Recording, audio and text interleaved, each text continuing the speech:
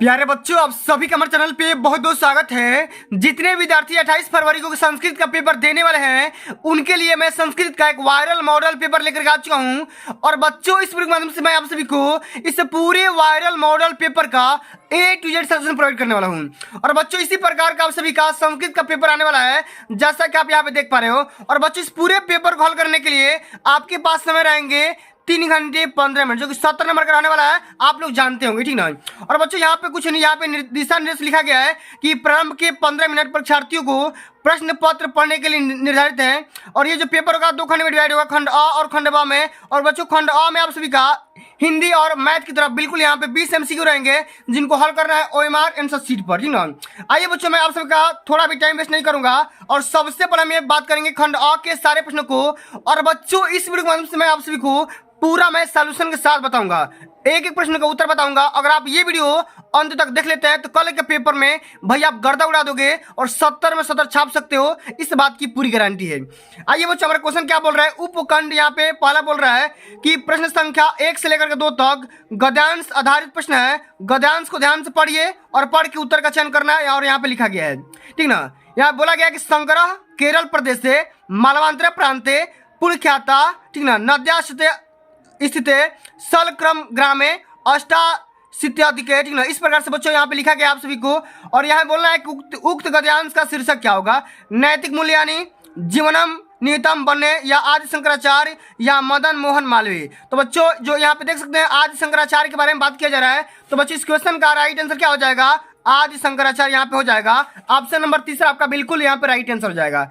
आगे बढ़ जाते हैं कि शंकरा कश्मीर प्रदेश से जन्म लेवे। तो बच्चों, यहाँ पे सबसे पहला लाइन में आपको लिखा गया था, ठीक ना, कि शंकरा किस देश में जन्म लिए थे भैया। आप सभी के यहाँ पे केरल प्रदेश में जन्म लिए थे।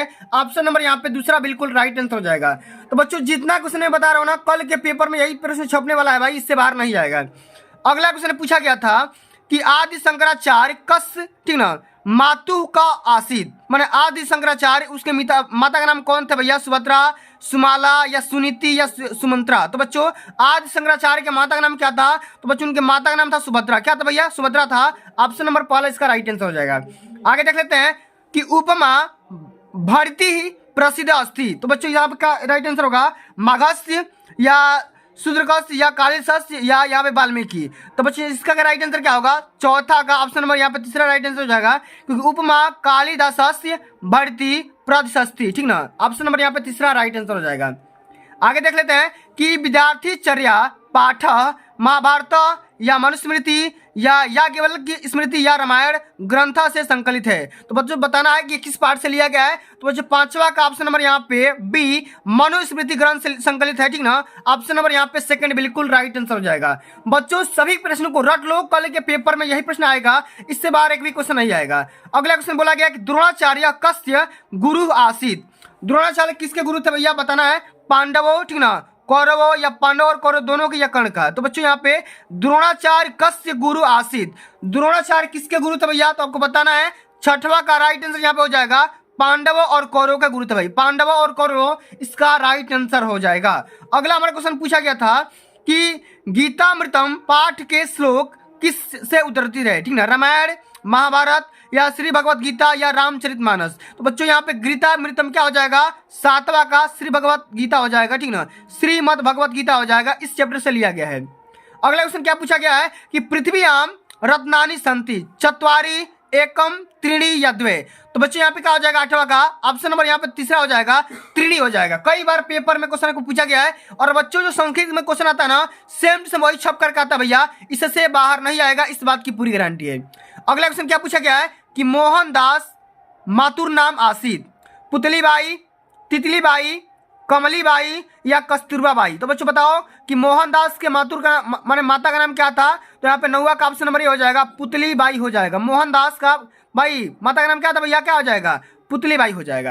अगला क्वेश्चन पूछा गया है कि जिमुत वाहन पुत्र आसित, माने कस्य पुत्र आसित, किसका पुत्र था। शंख चाणक्य का, या जिमुत केतु का, या गरुड़स्य का, या श्वेत केतु का। तो बच्चों, इस क्वेश्चन का राइट आंसर क्या होगा, ऑप्शन नंबर यहाँ पे बी राइट आंसर हो जाएगा, ठीक ना। अब हम बात करते हैं भाग सेकंड के बारे में कि महेश्वर सूत्रों की संख्या कितनी होती है, 24, 12, 15 या 14। तो बच्चों, महेश्वर सूत्रों की संख्या कितनी हो जाएगी, आप सभी को पता होगा, कई बार पेपर में आ चुका है। ऑप्शन नंबर यहाँ पे तीसरा 15 हो जाएगा, ठीक ना। 15 हो जाएगा। इस बात को ध्यान में रखना, कई बार पेपर में बच्चों इस क्वेश्चन को पूछा जा चुका है, ठीक ना। आगे बढ़ जाते हैं कि घ का उच्चारण स्थान क्या होता है, कंठ, मूर्धा, दंत या तालु। तो घ का उच्चारण स्थान क्या होगा बच्चों, यहाँ पे हो जाएगा आप सभी का कंठ हो जाएगा। क्या हो जाएगा, कंठ हो जाएगा। इस बात को ध्यान में रखना। संगति में कौन सा संधि है, दीर्घ संधि, अनुस्वार संधि, जसत्व संधि या चर्तु संधि। तो बच्चों संगति में यहाँ पे हो जाएगा ऑप्शन नंबर बी, अनुस्वार संधि हो जाएगा। इस बात को ध्यान में रख लेना। कम पते का संधि विच्छेद क्या होगा बच्चों, कम प्लस पते, कम प्लस पते या कम प्लस ते या कम प्लस पते। तो क्या हो जाएगा बच्चों, ऑप्शन नंबर यहाँ पे तीसरा कम प्लस ते हो जाएगा। तीसरा ऑप्शन यहाँ पे राइट आंसर होगा। अगला क्वेश्चन क्या है कि पितृ किस विभक्ति वचन से वचन का रूप है, आपको बताना है। प्रथमा विभक्ति एक वचन, द्वितीय विभक्ति एक वचन या तृतीय विभक्ति एक वचन या चतुर्थी विभक्ति एक वचन। तो बच्चों यहाँ पे पितृ क्या हो जाएगा, पितृ आपका हो जाएगा यहाँ पे चतुर्थी विभक्ति होगा और एक वचन हो जाएगा। आगे बात कर लेते हैं त्वयाम पद का विभक्ति रूप क्या होगा, द्वितीय, तृतीय, चतुर्थी या पंचमी। तो त्वयाम पद का क्या हो जाएगा भैया, विभक्ति यहाँ पे हो जाएगा ऑप्शन नंबर बी, तृतीय विभक्ति हो जाएगा। आगे देख लेते हैं कि प्लस्त रूप है, किसका भाई रूप है आपको बताना है। ये हो जाएगा लट लकार प्रथम पुरुष द्विवचन, लिट लकार मध्यम पुरुष द्विवचन या लोट लकार उत्तम पुरुष द्विवचन या लट लकार उत्तम पुरुष बहुवचन। तो बच्चों यहाँ पे क्या हो जाएगा, पासस से क्या हो जाएगा, पासस से क्या हो जाएगा बच्चों, ये आपका होगा ऑप्शन नंबर बी, लिट लकार होगा, मध्यम पुरुष होगा और साथ में का द्विवचन हो जाएगा, ठीक ना। इस बात को ध्यान में रख लेना। अगला क्वेश्चन क्या है कि बसती रूप है, माने किस लकार का रूप है, लट लकार, लोट लकार, लंग लकार या विधि लिंग लकार। तो बच्चों यहाँ पे बसती क्या हो जाएगा, ऑप्शन नंबर यहाँ पे सी हो जाएगा, लंग लकार हो जाएगा। इस प्रकार से आपको याद रखना है। यथाशक्ति में कौन सा समास है, शक्ति के अनुसार। तो बच्चों क्या हो जाएगा इसमें आपको बताना है, कर्मधारय समास, द्वंद्व समास, अव्ययी भाव समास या तत्पुरुष समास। तो बच्चों यथाशक्ति में आप सभी का यहाँ पे अव्ययी भाव समास हो जाएगा। इस बात को ध्यान में रख लेना, कई बार पेपर में आ चुका है और कल वाले पेपर में पक्का पूछेगा। अगला क्वेश्चन क्या है, अनुरूपम पद का समास विग्रह करना है, योग्यम रूपम या रूपस्य योग्यम या रूपम योग्यम या रूपस्य योगी। क्या हो जाएगा बच्चों, अनुरूपम पद का समास विग्रह क्या हो जाएगा बच्चों, ये हो जाएगा आप सभी का ऑप्शन नंबर बी, रूपस्य योग्यम में हो जाएगा, ठीक है। ऑप्शन नंबर यहाँ पे सेकंड बिल्कुल राइट आंसर हो जाएगा। अब बच्चों हम आगे बात कर रहे हैं, जो कब सेक्शन भी आता है ना, बहुत सारे बच्चों का इसी में डाउट रहता है कि किस प्रकार से हम हल करेंगे, कैसे हल करेंगे। तो इसको मैं समझा रहा हूँ और इसको भी तैयार कर लो। इसमें क्या होगा भैया, सभी क्वेश्चन को हल करना अनिवार्य होगा और इसमें क्या करेगा, 4 नंबर के यहाँ पे गद्यांश पूछेगा, ठीक ना। तो गद्यांश में क्या करना भैया, या तो आप इसको करो या तो इसको करो। तो यहाँ पे देखो, ये कवि कालिदास द्वारा लिखा गया है ना ये पैसेज, तो आपको ये बताना भैया संदर्भ लिखना है, साथ में इसका अनुवाद भी करना, एक एक शब्द का अनुवाद कर सकते हो, ठीक ना। आप लोग तो जानते ही होंगे। उसके बाद यहाँ पे देखो नैतिक मूल्य के बारे में यहाँ पे बताया गया, नैतिक मूल्य वाले चैप्टर से लिया गया है। इस वाले पैसेज को हल करना होगा, संदर्भ भी लिख दोगे तो काम हो जाएगा, पूरे नंबर यहाँ से 4 नंबर मिल जाएंगे। आगे देख लेते हैं, इसी प्रकार से पाठ का सारांश लिखने के लिए आता है, ठीक ना। पाठ का सारांश लिखोगे 4 नंबर ऐसे मिल जाएगा। आदि संग्रह पे तैयार कर लेना, कभी विश्व कवि रविंद्र पे तैयार कर लेना और दीनबंधु ज्योतिबा फुले पे भी तैयार कर लेना, 4 नंबर यहाँ से पक्का मिल जाएंगे।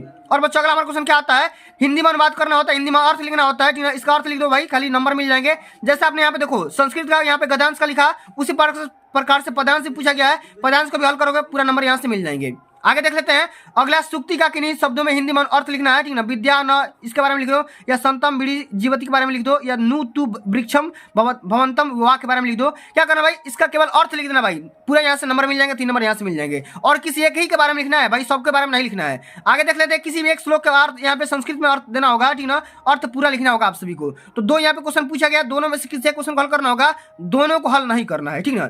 अब चलिए बच्चों समझा दे रहा हूँ भाई, पेपर का पैटर्न बिल्कुल ऐसा ही रहने वाला है, आप सभी का पेपर बिल्कुल ऐसा ही मिलने वाला है। और बच्चा पेपर मेरे को सेंड कर सकते हो, जो जिन बच्चों का पेपर हो जाएगा, ठीक ना। आगे बात कर रहे थे, किसी एक पात्र का चरित्र चित्रण करना है, ठीक है। महात्मा संस्मरणीय के बारे में करना है, आधार पर गांधी जी करना है, या रामनाथ करना है, या अमिताभ का करना है, ठीक ना। तो तीनों में से किसी एक कॉल करना है, यहाँ से 4 नंबर मिल जाएंगे। संस्कृत का जो सिलेबस होता है बच्चों, सेम यही वाला आएगा भाई, इसी में से आप सभी का 50 नंबर का फंस जाएगा, इस बात की पूरी गारंटी है। 50 नंबर का फंस जाएगा भाई, इस बात की पूरी गारंटी है। इसका संस्कृत में आंसर देना होगा, 2 नंबर का आता है, किसी 2 प्रश्नों को हल करना होगा, इसको करो और इसको करो, किसी एक कॉल मत करना, ठीक ना। आगे बात कर रहे थे उपखंड सेकंड के बारे में। इसमें क्या पूछा जाएगा, विभक्ति का नाम लिखना होगा कि भाई इसमें पुत्र में कौन सा व्यक्ति होगा, गा में कौन सा विभक्ति होगा, और पित्र में कौन सा होगा, और वृक्षात में कौन सा व्यक्ति होगा। खाली विभक्ति का नाम लिखना होगा और किसी 2 का लिखना होगा, ठीक ना। पूरा नंबर यहाँ से मिल जाएंगे। आगे देख लेते हैं कि धातु का और धातु रूप लिखना है, साथ में प्रत्यय भी लिखना है, पित्वा नष्ट या पठितम का लिखना होगा, 2 नंबर यहाँ से मिलेंगे। आगे देख लेते हैं, किसी एक वाक्य का वाच्य में परिवर्तन करना होगा, तो यहाँ पे 3 दिया है ना, किसी एक ही आप उसे भी करना होगा, 3 नंबर यहाँ से मिल जाएंगे। आगे देख लेते हैं, संस्कृत में अनुवाद करना होगा, आज मैं प्रयाग जाऊंगा, माली फूले माला बनाता है। इस प्रकार से आप सभी को क्या करना भाई, संस्कृत में आंसर कर देना है, और किसको करना है, खाली 3 को ही करना है, केवल 3 प्रश्नों को ही हल करना होगा, ठीक ना। चलिए अगला हमारा क्वेश्चन क्या दिया है कि निम्नलिखित में से किसी एक विषय पर आप सभी को संस्कृत में 8 लाइन का निबंध लिखना होगा। जैसे आपने हिंदी में लिख रखा था ना, वैसे ही संस्कृत में आपको तैयार करके जाना है। अनुशासन पे लिखो और कालिदास पे लिखो, या संस्कृत भाषा महत्व पे लिखो, या यातायात नियम पे लिखो, या नारी समस्या के बारे में लिखो। आपके सामने 5 ऑप्शन दिया गया, 5 में से किसी एक ऑप्शन को सिलेक्ट करना है, 8 नंबर यहाँ से स्कोर कर जाओगे। अगला हमारा क्वेश्चन क्या दिया गया कि निम्नलिखित शब्दों में से किन्हीं दो पदों का संस्कृत में वाक्य में प्रयोग करना है। चत्वारों का करो, क्रंदम का करो, या मधुरम का करो, या गुरु का करो, या अपितव का करो, ठीक ना। इस प्रकार से आप सभी को 2 का लो और यहाँ पे संस्कृत में यहाँ पे वाक्य बना दो। पूरा यहाँ से नंबर, यहाँ से 4 नंबर मिल जाएंगे। एक क्वेश्चन के लिए 2 नंबर यहाँ से मिलेगा।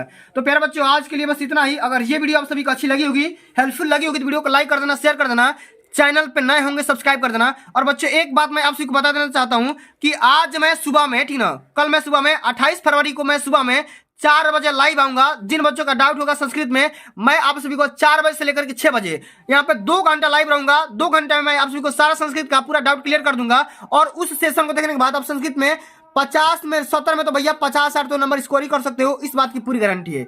इस सेशन को ज्वाइन करना मत भूलिएगा, ठीक ना। जल्दी मिलते हैं अगली वीडियो में, तब तक के लिए जय हिंद, जय भारत, वंदे मातरम।